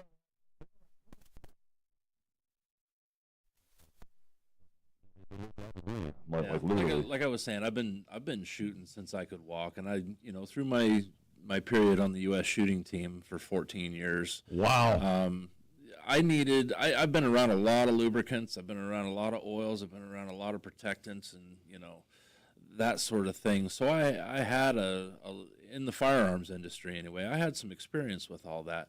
So it's probably been 5 or 6 years ago, I suppose, that I was looking for something. Now that I'm getting real heavy into the AR platform and semi-autos, I see that they have inherent issues and problems. And I was finding that the lubricants, so your standard CLP, cleaner lubricant protectant, in my experience, you can only do 2 of those things well. And it doesn't include WD-40. Right. No. It doesn't, you can only do a couple. You can't have everything be the best, cover such a wide margin of things. So I wanted to go strictly after the lubrication aspect of it. So I built, with some of the knowledge that I have and some of the jobs that I've had, I built a product for use for myself that would address the issues that I saw. So I wanted lubrication that would not gas off. It doesn't have a boiling point.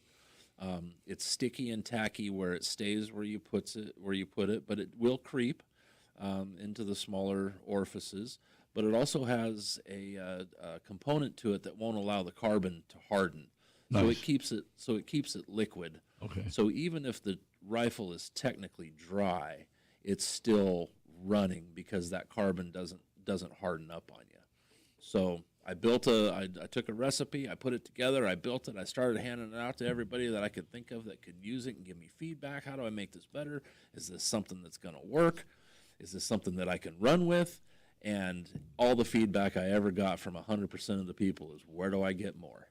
So it's pretty awesome stuff. Nice. Well, and the caveat on that, he says that you have CLP, you can do 2, but not the 3. That's where his oil actually does all 3, because one, it lubricates, and it protects because of the tackiness of it and the ability for it to actually like creep into the pores of the metal and keeps the carbon from hardening. So since that carbon doesn't harden, when you take your firearm apart and wipe it down, that's all you got to do. You don't have to go through a full GI cleaning where you got to take the cotton swabs and bristle brush on there, because nothing actually you can clean it as much on. as you want, but it sure is nice to pull that bolt apart, pull the firing pin out, wipe it off with a paper towel, and put it back in. Yeah, and then it's clean. So it literally is the CLP of oils. And I didn't without even actually- intend to build it like that. That was kind of a happy accident. Yeah. That, hey, you know, I want to build it for this specifically and address this issue because this to me is the most important. And all of a sudden, wow, actually you can do all three things, Yep. you know, very, very well. Now, is it the best one out there? Everybody, you know, Ford, Chevy, and Dodge, everybody has their opinion. Everybody Yeah, has that's their true. gun oil. You know, I'm not going to tell you that it's the best, but I'm going to tell you that lots of people tell me it's the best. So I used to use Lucas gun oil before I started using his stuff, and you know I love Lucas gun oil, but once I started using his, Yeah. it's I don't. And they use make anybody a else's. and they make a fine product, and it's, you know, available in a lot of places. The one thing that I found with that stuff in my testing was you have to continuously reapply it because Yep. it's very thin. It runs away. You know, you get some quick shooting, you know, in a gas gun, and it wants to fly off, and yeah, it might last a while, and you might, you know, be able to last a day at the range or whatever you're doing, and that's fine if that's your prerogative. That's totally fine. You can keep reapplying it. My stuff, though, I've got guys with thousands of rounds suppressed that it just keeps running and keeps running and keeps running. So. It'll literally be the last bottle of oil that you need to buy. Okay. Can you use it for fishing reels? Absolutely. Yeah. It's amazing for that. Yeah. Anything that's metal and moving, you know, I got a guy, one of my customers actually. He's a big proponent of this lube, and he runs shaved head, and he's like, I've been using this stuff on my trimmers since I bought them new, and I've never had to resharpen them. Really? I was like, well, you find a different Yeah, use there you for go. this stuff every day. Well, during the break, that's what we were just talking about, is because I do knife sharpening at the shop also, and so I have my stones. I have 4 different grit stones with a diamond stone, and then I have a honer and leather strapping, right? So I started using the oil. I was like, you know, let me test this out, because you know, doing a wet stone is such a pain in the butt because you have to keep Oh, yeah. keep them soaked. Yeah, I was like, yeah. I wonder if I put some oil on this stone if it'll work. And I just put some oil on the stone, wipe it down, and I use the stone with the knives. I just each one, and that oil is actually kind of like settled into the stone, I'm sure it would. and I don't have to worry about wetting the stone anymore, because and it just allows. And then I just, after I'm done, I put a little bit on the knife, and I wipe the knife down for them, and give them back the knife to them, sharpened with the oil that I So get from no that. more spitting on your whetstone? No more spitting on it. Yeah, it's So- amazing. This stuff is That's kind what of we taken. It's kind of taken on a life of its own. You know, I hear just like this. It's the first time I've heard this, and it's every time I talk to somebody that actually uses it and Wow. thinks about it, they come up with new uses for it all the time. So yes, it's a gun oil. It's a great protectant as far as a rust inhibitor, lubricant, all of that. But you know, I would never in a million years think to put it on my head trimmers. You know, No. for shaving my head, or how does it work for sharpening knives? Apparently, it works great. So it's Yeah. it's Lubricant for pretty good fishing stuff. reels is a big deal. And lubricant for fishing reels. Yeah. If it's metal and moving, and you put this stuff on, Yeah, but it'll never most it'll never squeak again. most of this stuff isn't real compatible with water. Well, this repels water, Yeah. Yeah. and water won't wash it off. That's what's nice about Boy, it. that's sweet. Once it's on there, and once it gets into the surface, water doesn't wash it off. Okay, so what we learned today is we don't have to spit on our whetstone. We can Yep. throw the WD-40 away. Yeah. How is it for attracting dust? It will, because it's an oil, but in the testing that I've done and the feedback that I've got, it doesn't attract as much. It doesn't hold on As to the much, dust okay. as much. Yeah. You can't say that it won't. Of No. course it will. But as far as the problems, from Yeah, but dust some attracts, accumulation- like a magnet. right? Yeah, some of the stuff really attracts it and really holds on to it. This stuff, it's going to attract it. It's going to hold on to it. As much but as I hate to say it, Hoppies is real bad about that. yeah. Yeah. You But know. this stuff has such great properties to it that even if you do get a huge dust and dirt accumulation, Sure. it's going to break that all down and it's going to keep it wet, so even that won't dry. Yeah, out. I'm a big Hoppies fan, except for their oil. I kind of think if women would take Hoppies number 9, just put it behind their ears. How you know you Oh, found yeah. a good one. She smells like Hobbies number 9. Go Yeah, ahead and put baby. a ring on that. Yeah, get her down. Let's do it. Yeah. Oh man, they just miss so much. When can I meet your daddy? Yeah. That's good stuff. All right, so what do you use it for? You know, I think Chase was gatekeeping this one from me because this is the first time I've ever heard about this oil. Yeah. I feel kind of left out. We learn honestly. about a lot of stuff here. Yeah. Some things good, some things, well, not so good. Well, actually, so it's funny when Matt came in to the shop after seeing him at the gun show, and I told him, hey, come by, let me play with the triggers, and he brought that by, and I wanted to make a deal with Matt and say, hey, I'm tell you what, I'm not gonna put those triggers up on the wall until I get these ones off the wall, because I don't want to have a great product battling against a lesser lesser product. Sure. So, and at the time I had probably like 10 triggers up on the wall, and I just want to get rid of those before I put in, the Ballistic Engineering. And I asked him then, I said, but I don't have any oil in here. I could use some oil. Do you have any? Yeah. And he's like, I got some oil in the truck. I'm like, go get it. I'll buy some from you now. See how many you want? I said, I want 10. So I could sell them. And so far I've sold through, I've sold 3, but people aren't coming to my store to buy oil. That was also just the other day too. Yeah. So, I mean, Yeah, that's literally just, yeah. All right, we'll talk more about where it's available. We've got to flip into a hard break. When we come back, James Guggenauer, master rod builder for Rim Country Custom Rods, but we're probably going to concentrate on the commissioner side of life that he does, and talk about the algae bloom and fishing on the Mother Lake Roosevelt. I'm Don McDowell. This is Fox Sports 910. We'll be right back. Yeah, Chase never said nothing about oil to me. Yeah, I don't have any cool stories about oil. Too many things to remember.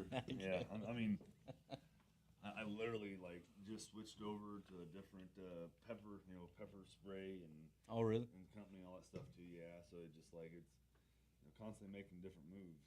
So, and then I try to find the better product to keep in the store. So, I got a 49 8N. Maybe I'll put it on some of the joints, see if it stops squeaking. well, I guarantee you it will. If it squeaks, it'll never squeak again. It's amazing. Beautiful. So that Glock that I built when I showed you. Remember right, that AR? Well, it shot so fast that, I was constantly getting double. That A2 AR that I have? I that took to Vegas? Lucas Oil, and That was not feeding properly, was constantly hanging up. Took it apart, cleaned it, put the lube on it, now it works. Yeah. I hear that every time from so many people. Yeah. It's crazy. Like guys even out at the Accurite, Right on. No misses, nothing. it's not so running. it's It's not running. okay, I just need the right oil. God dang So- it! I'll have hey, Yeah. try this. They'll get it in there, and okay, we'll shoot, and everything's working. And then I talk to them at the next match. And the next match, they're like, "Dude, I just continue to use that, and it's never had a problem. This thing used to have problems all the time." Yeah. That's why I was just telling him about that Glock that I built because of the compensation in the port.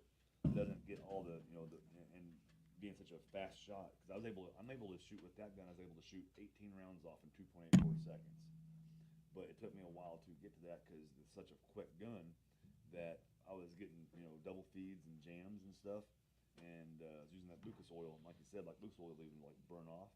And I got the oil from him. I'm like, oh, let me try this out. And I just soaked the whole gun with it. And to the point to where I let it sit overnight on a towel because I just wanted it to be perfect. I went to almost like a quarter of a bottle. Everywhere. Yeah, and then it soaked in, and then I took it all apart, wiped it off again, and then I shot the gun. And I was like, pop, pop, pop, pop. I'm like, oh yes, no jams. So Yeah. just just oil I alone.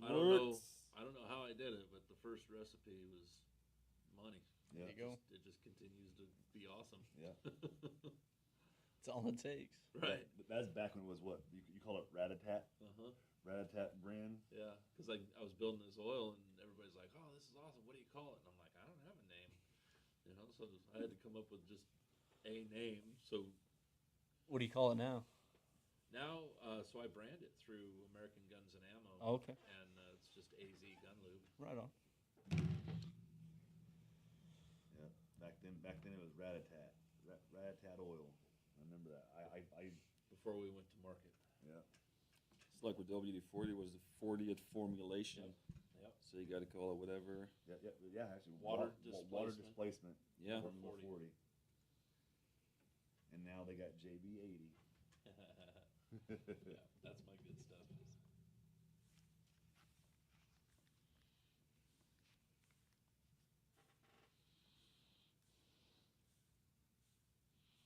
I'll have to bring in here again so you talk about that too on the ATV outdoor off-road side of things. Back to Don McDowell Outdoors on Fox Sports 910 and always on our free iHeartRadio app. Here's the Bass Daddy and Tournament Pro, Don McDowell. Okay, up next, Commissioner James Guggenauer from downtown Payson. What's the temp up there, James?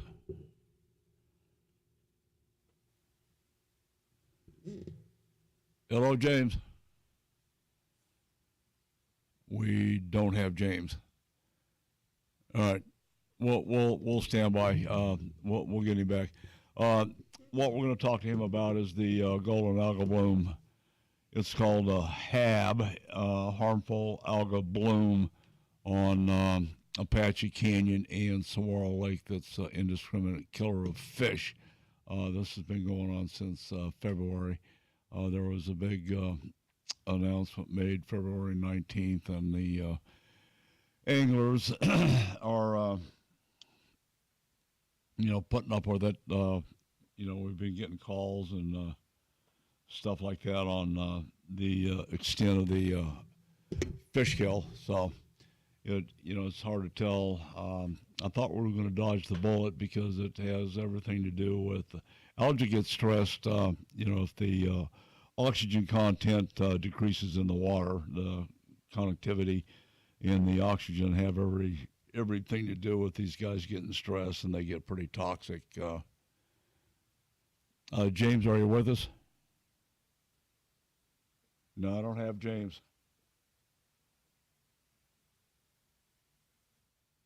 Anyway, we'll keep trying that. And then, like I said earlier on, the next commission meeting, and I want to get James' take on it, is the Center for Biological Diversity petition to put a moratorium on hunting with hounds, specifically mountain lions, bobcats, and other small game. This is in conjunction with the Mountain Lion Foundation, Wild Earth Guardians, Wildlife for All, the Sierra Club's involved, and I'm sure, there's some other antis that have kicked in with these guys. This is not the first time we've seen this. We've defeated it once before, and I hope to be able to defeat it again. And this is going to be a decision that the commission makes. Because originally I thought it was going into rulemaking, but apparently the discussion we had last week with James was it's a ultimate commission decision. So they're going to take all the information, go behind closed doors, have a whiskey and smoke a cigar, and come up with an answer, or something like that. Yeah, I'm not sure if the alcohol's involved, but who knows? Okay, James, have we got you? You do, Don. Good morning, sir. Okay, well, glad you can make it. I was just going over the CBD petition to ban hunting hounds, and I'm glad you came in because I was getting ready to start pounding on them about Birkenstocks, Subarus, and so on and so forth. So anyway, I'm glad you're here. Yep. Okay, give us a rundown from your commissioner standpoint on this petition to ban hunting with hounds across the board. Yeah, so a great topic, Don, been going on for the last couple of months. And for your listening audience, the commission meeting, the Arizona Game and Fish Commission meeting, will be held at the Arizona Game and Fish headquarters office, which is on Carefree Highway just off the I-17. Friday, April 11th. It starts at 8 a.m., and the first agenda item is our public comments, and we are expecting lots of people to address the commission about the two recent petitions that were submitted by the Center for Biological Diversity and a couple of other organizations requesting that the commission take action to ban hunting with dogs for mountain lions and bears and most every species except for winged shooting. So we're expecting a big crowd, as I said. There's going to be additional parking when you pull into the facility. if you want to follow the signs around to the back of the administration building, there's going to be lots of parking there. They're going to block off about half of the parking lot in the back for people that want to attend. We're going to hear lots of comments. It's going to be interesting to listen to the facts that back up some of the statements that get said. But I encourage everyone to either show up at the department, or if you can't do that, you can listen online at azgfd.gov. Once again, it starts at 8 o'clock on Friday. And, you can follow along online. You won't be able to comment from there. If you want to comment, you have to either come to the meeting at headquarters or go to one of the 6 regional offices around the state, and you could conference in that way if you want to make a comment. Okay, I did have a monthly board meeting with the Arizona Cattle Growers Association, and conversations with people that are, ranchers or permittees down in Pinell County, Gila County, and I expect to see some faces that will be at the meeting, from those areas, because, as I explained to you, the last monthly meeting in Winkleman, at the Winkleman NRCD, we as cattle growers and producers have lots of problems to discuss: water, grazing, so on and so forth, some of the stuff coming out of the feds. But the topic that, this is an hour and a half meeting. 45 minutes was taken up discussing issues with mountain lions, predation and encroaching on living areas, ranch headquarters and stuff like that. I know down at Dindora Valley that I'm quite familiar with, we've had 5 cattle predations, and we're talking about the game management. You guys managed by science, but what we're seeing is what we think collectively is we have more mountain lions than we think we do, and they're starting to be a real nuisance, on predation and starting to encroach upon. Yeah, and this is part and parcel of what's happening. We're growing, we're expanding, we're encroaching on wildlife areas, and who do we meet? Lions and tigers and bears and javelinas and just all of God's little creatures we have to live with. So anyway, expect to see. I put a boot scrape out there. We're having some cowboys come up, and we don't want to track anything unsavory onto the carpet. I'll put one at the back door for you, Don. No, I'm using the front door this time, James. Hey, but you're right about the environment, its impact. I mean, any hunter, any angler, any trapper, will tell you that wildlife move around. They adapt to whatever the environmental conditions are. And you're right. When it's dry and there's not enough food, they move to another area. And somehow, they end up getting congregated into one area or a smaller area or a different area. And so it's, as you know, Don, it's not uncommon to see that kind of movement. But one of the things that I follow, especially with the mountain lion harvest, is the mountain lion hunt is going on right now. It ends May 31st. And this year, the harvest objective that the Arizona Game and Fish Department put out there was 357 mountain lions to be harvested. They have harvested 260, so there are 97 left to go, with about a little less than 2 months.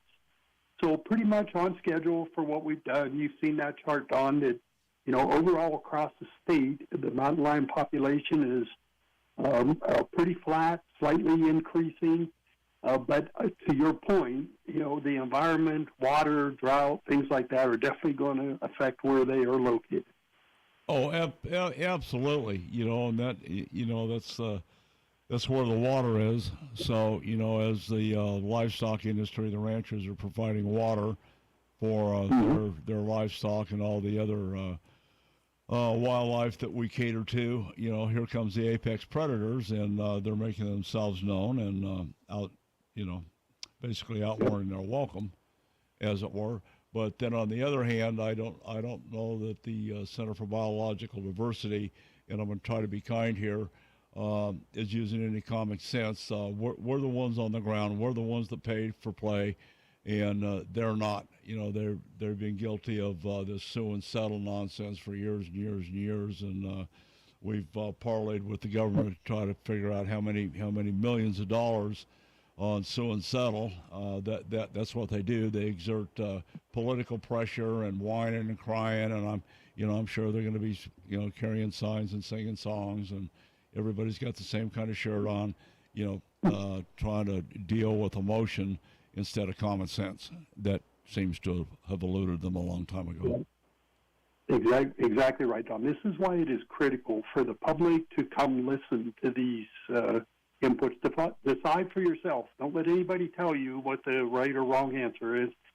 Do your research. Sit in and on the meeting. It's the first agenda item. So right after our public comments, we're going to go right into the petition. It's agenda item 2.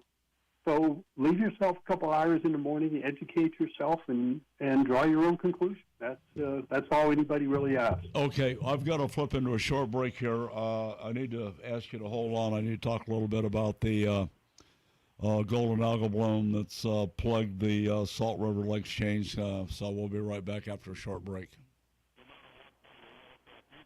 We'll do that as fast as you can.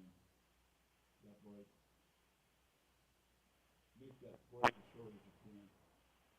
Have you got any network stuff you have to do?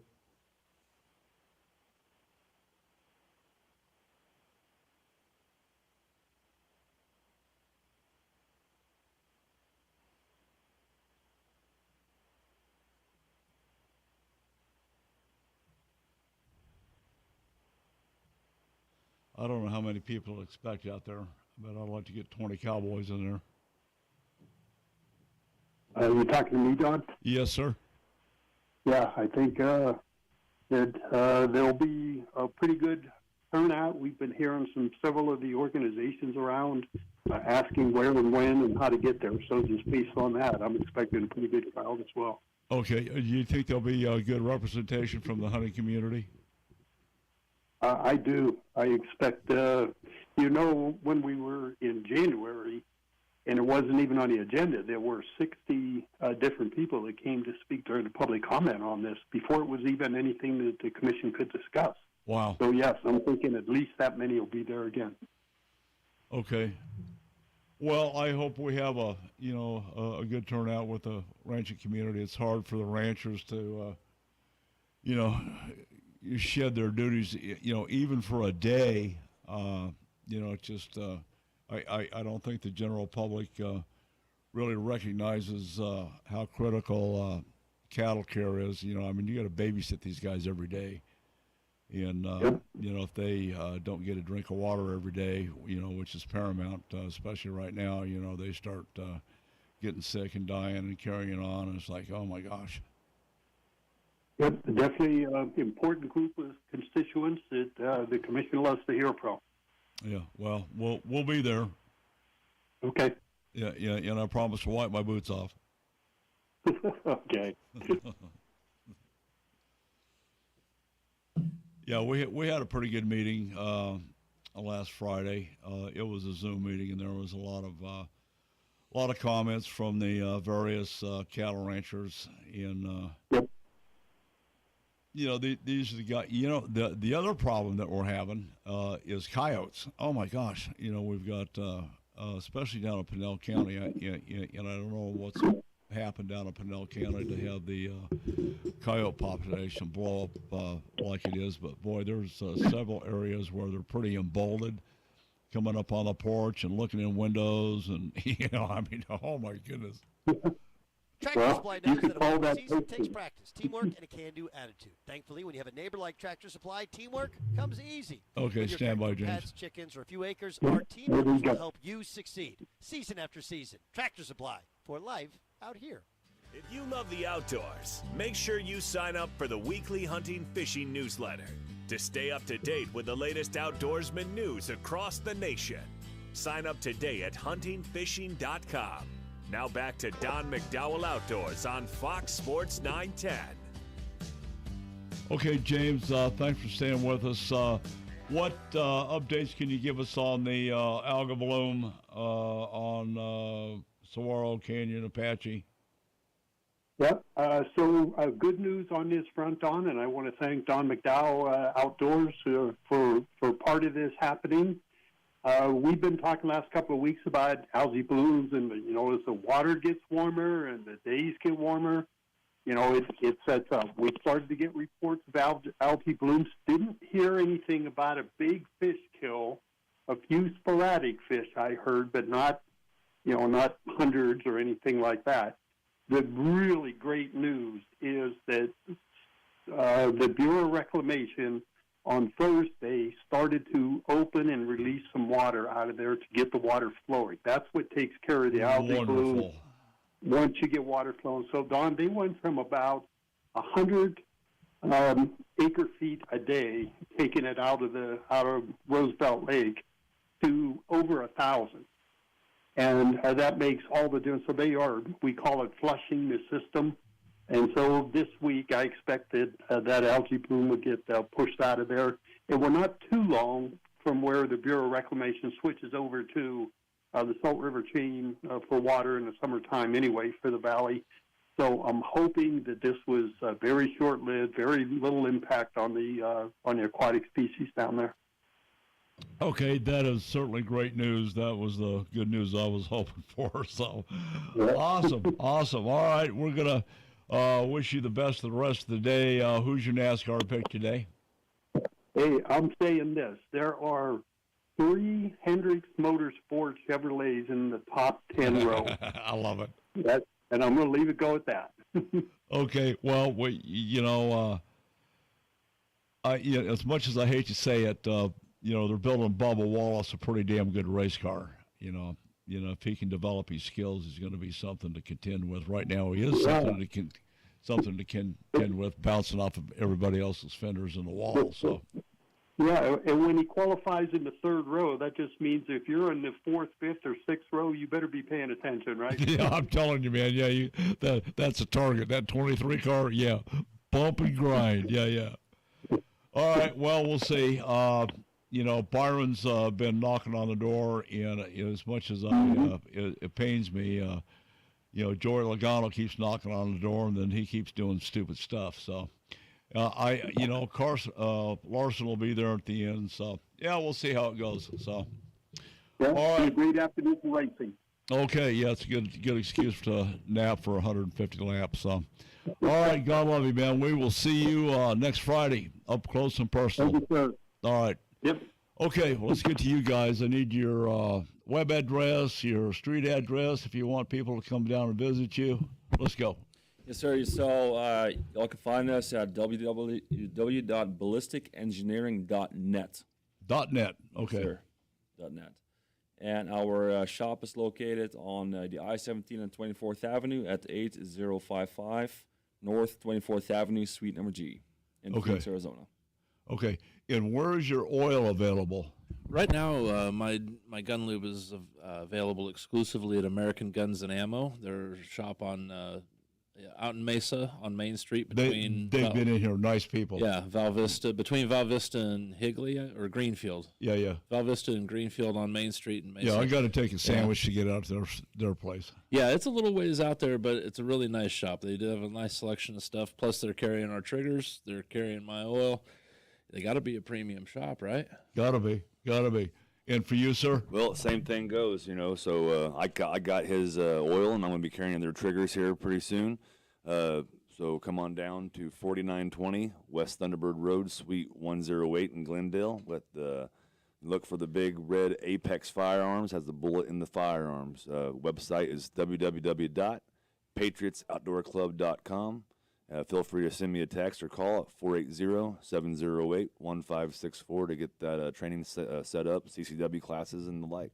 Okay, and you get your booty cutters tailored right next door at Q's. Yeah. yeah. And then while you're waiting for that, you can go next door and the fun place. Yeah, have pho. Yeah. Okay. What do you say, Mr. Trey? If you're in the market for some armor, check us out online at www.countrysidearmor.com. You can also see us in person at the gun shows. You can see all our lists on the website as well, or you can see us in person at Chase's shop. Come try some stuff on. I'm sure he'd be happy to help you get fit up, make sure everything fits nice and good, but we'd be happy to help you get armored up. Outstanding. What's your next big gun show? You said Crossroads? Yep, it's going to be Phoenix, the 26th, I believe. Yep, 26th and the 27th. 27th, Crossroads Phoenix Gun Show down at the State Fairgrounds. We're down at all the gun shows also. So when you're out looking around, for body armor and training, our triggers will be there as well. Yeah. That's a good deal. What's your, across the board, what's your top seller? I would have to say the steel plates are probably the best seller. Yeah. Yep. They last forever. You never have to worry about buying them again, that's for sure. Right on your will. And that becomes part of your exercise program. Exactly. Well, and also what makes their armor kind of set out better than other armors when it comes to steels is I actually had someone come in the store the other day and ask me about coating their steel because they said they have some steel. I'm like, how can I coat my steel? Because I keep getting shrapnel. I'm like, well, I can't coat it for you. But you can back up. They keep getting what? Shrapnel. They kept saying, but it's not shrapnel. It's falling. Is fragmentation. What it is. Fragmentation. Yep. So, but I said, well, I can't help you coat it, but you can buy some of this ammo or some of this armor I have sitting right here from CS. And like, okay, yeah. So. Well, if you're getting shrapnel off your place, maybe you ought to duck faster. Yeah, that's one option, definitely. Yeah, move. Pick a better club to go to. Oh, that's insane. That is absolutely insane. Well, listen, I want to invite you guys back at the end of the month, and I'll. Did you get their email address and stuff? Okay. Yeah, sure. We're happy to come back. Yeah, anytime we'll get you here with Meprolite on their optics. They've got some specialized stuff. Vector has specialized optics that we're looking at, thermal imaging, night vision, binoculars, that kind of thing. Fantastic. That all seems like a real good fit. Well, I think so. And then you got the guys that building the 406 rifles in Montana. We'll be definitely getting in touch with him. Yeah. Probably tomorrow. Yeah, well, good luck on that. He's in the air quite a bit, but I'll be talking to him tonight. When he lands his. Appreciate that. Gulfstream, almost said Ford. Jeez, guys flying a Ford. So anyway, it's I think it's going to be a good fit because as far as I'm concerned, we've been looking at like you. I started shooting when before I could hold myself up, and.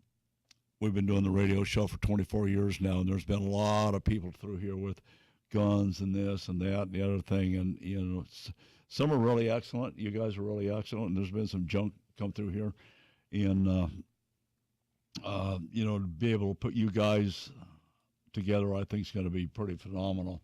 And we're looking forward to that. We appreciate that. Yeah, absolutely.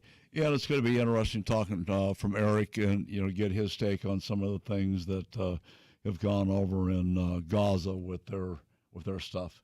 They're battle tested. Let's say. It's always important to get information that you can and get feedback and see if there's a fix for it. Yeah, absolutely. Yeah. So, see if we can help out.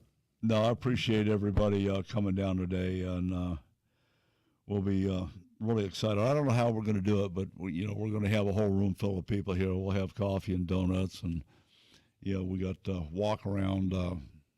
Microphone we can bring in here and some cameras and stuff and just have a party. Yeah, it sounds like a good time to me. Yeah. Don't threaten me with a good time. As long as Chase keeps his hands on his side of the table. Well, I'll tell you what. Hey, Jules, I'm sorry about this guy. I tell you what, if there's going to be coffee and donuts, I am definitely coming with the booty cutters and the pink camo plate carrier. Done. You heard it, ladies and gentlemen, right road. here. All right, that's it. All right, hey, we're going to have to wish you the best the rest of the day, and follow us on Instagram and Facebook. Check out huntingfishing.com, and take your kids fishing, hug your bass boat, and no, we're not wearing the booty cutters.